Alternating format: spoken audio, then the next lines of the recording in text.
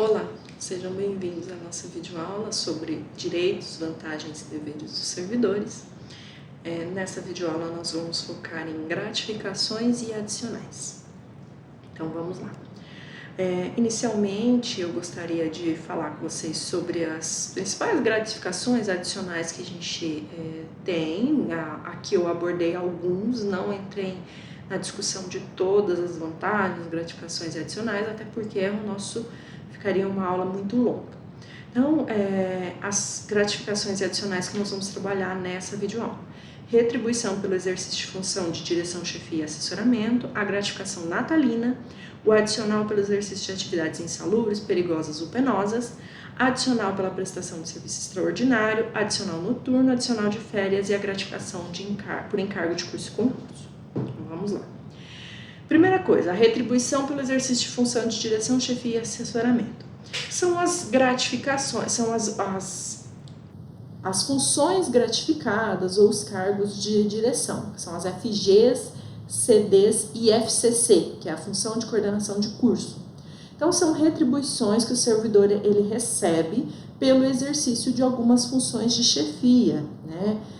Então, a gente tem esses três tipos na universidade, né? As funções gratificadas, que são as FGs, a função de coordenador de curso, que é a FCC, e nós temos os cargos de direção, que são as CDs. Quais são? Aqui eu trouxe para vocês uma tabelinha dos valores. Então, começamos pelas FGs. As FGs, elas são divididas em três aspectos. Se você pegar lá um Olerite, né, de um servidor, né, você vai ver que quem recebe a FG, ele é dividido em três partes. Então, por exemplo, não tem lá FG1 e o valor de R$ 1.063. Não, ela é dividida em três partes: o vencimento da FG, a gratificação, a GDAF e a atividade de gestão educacional, que é a AGE. Então, são esses três itens que no total compõem R$ 1.063, no caso da FG1. As FGs1, em geral, na universidade, de forma geral, elas são destinadas às chefias de divisões e, se eu não me engano, às coordenadorias administrativas. Aí a gente tem FG2, FG3, e aí vocês vão me dizer, tá, por que só tem até FG3? Porque a gente tem na universidade servidores ocupando a FG4, que é a FG de chefe de seção. Só que 2019 a partir de 2019 começou um processo de extinção das FGs de 4 a 9 pelo valor e tudo mais. A UFGD, né, o nosso sindicato de técnicos, o Sintef, entrou com uma ação solicitando que as pessoas que tivessem no exercício dessas funções, que essa função não fosse extinta. Foi exitoso o processo e hoje a gente tem na universidade vários servidores que estavam ocupando as funções gratificadas no momento da extinção e que continuam ocupando. Qual que é a situação? Todos esses servidores, a partir do momento em que eles saírem da função, seja por solicitação, seja por necessidade de sair por conta de afastamentos, enfim, quando eles saírem dessa função, essa função é automaticamente extinta, tá? Então não volta a colocar outra pessoa. Por isso que ela não aparece nessa tabelinha, porque essa tabelinha é a última atualização dos valores das FGs.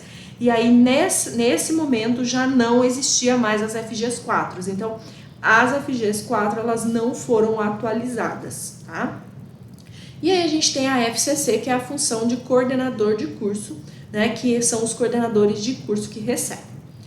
E aí a gente tem aqui embaixo as CDs, que é CD1, CD2, CD3, CD4. As CDs, elas são divididas, elas são de acordo com o cargo que a pessoa ocupa, de acordo com a hierarquia do cargo. Então, a gente tem aqui, por exemplo, CD1, CD2, CD3, CD4, né? Vocês vejam que o salário é menor. E aí vocês vejam que na tabela tem assim, ó, total e tem os 60%. O que isso significa? Quando você é nomeado para assumir uma FG, você recebe o valor da FG integral. Quando você é nomeado para assumir uma CD, você tem que fazer uma opção na remuneração. Ou você recebe a remuneração total só da CD. Então, por exemplo, eu vou assumir uma CD 4. Então, eu prefiro receber aqui os 6.999 só da CD e não receber nada do meu salário do concurso. Ok? Se for vantajoso para você, você pode fazer isso.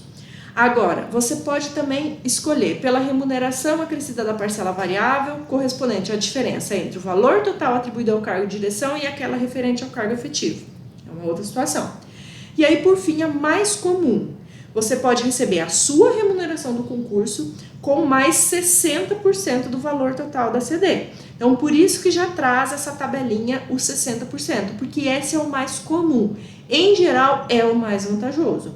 Então, por exemplo, eu sou servidora de nível superior, eu tenho incentivo de doutorado, né? Então eu tenho meu salário lá. Se eu for pegar e assumir uma CD, eu pego, né? Para mim, provavelmente será mais vantajoso assumir a minha CD com os 60% do valor. Então, eu receberia 60% do valor do cargo de direção, tá? Então, essa análise tem que ser feita quando você faz a opção da remuneração. Quando você é nomeado para um cargo de CD, você precisa fazer essa opção.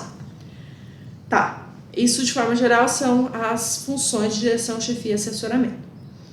É importante destacar, se você pede afastamento para pós-graduação, licença capacitação e você está em uma dessas funções gratificadas ou cargo de direção, você precisa pedir exoneração da função, precisa pedir a dispensa. Não é possível se for mais de 30 dias. Se for até 30 dias, ok, mais do que 30 não pode. Gratificação natalina é um outro tipo de gratificação. A gratificação natalina é o 13º, a gente recebe com base no salário de dezembro, então, e a gente recebe em duas parcelas, geralmente no meio do ano, junto com o salário de junho, e outra parcela no início de dezembro, junto com o salário de novembro, mas sempre a base é o salário de dezembro. Então, por exemplo, e aí é importante destacar, nessa primeira parcela no meio do ano não tem descontos, né? E todos os descontos vêm na parcela do fim do ano. Então, imposto de renda, PSS, tudo no fim do ano. Então, vamos supor que aconteceu comigo. Eu vou dar um exemplo. Eu ocupei uma função gratificada e em junho do ano eu estava nessa função gratificada. Então, eu recebi o meu adicional minha gratificação natalina com essa função gratificada. Aí, logo depois, eu fui dispensada da função. Lá em dezembro, quando for pagar a minha segunda parcela, eu vou ter um desconto dessa gratificação que eu recebi. Por quê? No salário de dezembro, eu não estarei com uma FG. Então, precisa fazer o desconto do que foi pago a mais, no caso, em junho. Tá? Então, sempre a base é o salário de dezembro. Da mesma forma, se você, por exemplo, começar a receber um incentivo em agosto, quando chegar lá em dezembro, você vai receber a sua gratificação natalina como se você tivesse recebido, como se você tivesse esse incentivo o ano inteiro. Porque o salário base é o salário de dezembro. Tá? Então, para ficar claro. Aí a gente tem o adicional pelo exercício de atividades insalubres, perigosas ou penosas, que é um adicional de 5, 10 ou 20% de acordo com o nível de exposição. Não é um benefício, gente. Isso é importante, que a gente precisa deixar bem claro. O adicional de atividades insalubres, ele não é um benefício para o servidor, na verdade ele é um pagamento pela saúde. Eu diria dessa forma, pela exposição do servidor ao risco. Então, quando você está exposto a um risco em ambientes insalubres, você recebe esse adicional. Quando você sai desse ambiente, você para de receber. Como que solicita? Encaminha para a seção de medicina da segurança do trabalho a solicitação com toda a documentação. Lá na guia do servidor tem a lista de documentos, encaminha para eles fazem a análise e aí é feita a concessão ou não. Tá? Essa é a ideia do adicional pelo serviço de atividades insalubres. Servidora gestante precisa ser afastada imediatamente das funções de atividades insalubres para proteção dela e do bebê. Aí deixa de receber, retorna, volta a receber depois quando tiver exposta novamente. Adicional pela prestação de serviço extraordinário, é a famosa hora extra. O adicional de serviço extraordinário, ele só é pago no valor de 50% da hora normal, desde que extrapole no máximo 2 horas por dia, com um limite de 44 horas mensais. Então, quem pode receber? Eu posso ir lá e fazer, e daí falar pro meu chefe, olha, eu trabalhei a mais, eu quero receber serviço extraordinário? Não. O adicional pela prestação de serviço extraordinário, ele tem que ser solicitado para a Progesp antes da realização do serviço, se autorizado, pode realizar. Então, é essa a ideia do adicional de serviço extraordinário, tá? O adicional noturno. O adicional noturno é pago aos servidores que trabalham das 22 horas às 5 horas da manhã, tá? E ele é gerado um adicional de 25% sobre a hora de trabalho, tá? Essa hora do adicional noturno ela é menor, é 52 minutos e agora eu não me lembro exatamente quantos segundos, mas ela é menor. Então o cálculo é feito dessa forma. Mas só tem direito a quem trabalha a partir das 22 até as 5 horas da manhã. A solicitação ela é realizada mediante a informação pela chefia imediata desse adicional noturno e o pagamento é feito pela Progesp. O adicional de férias é um adicional que você recebe quando você vai tirar férias. Eu ia falar toda vez, mas não. É quando você vai tirar férias.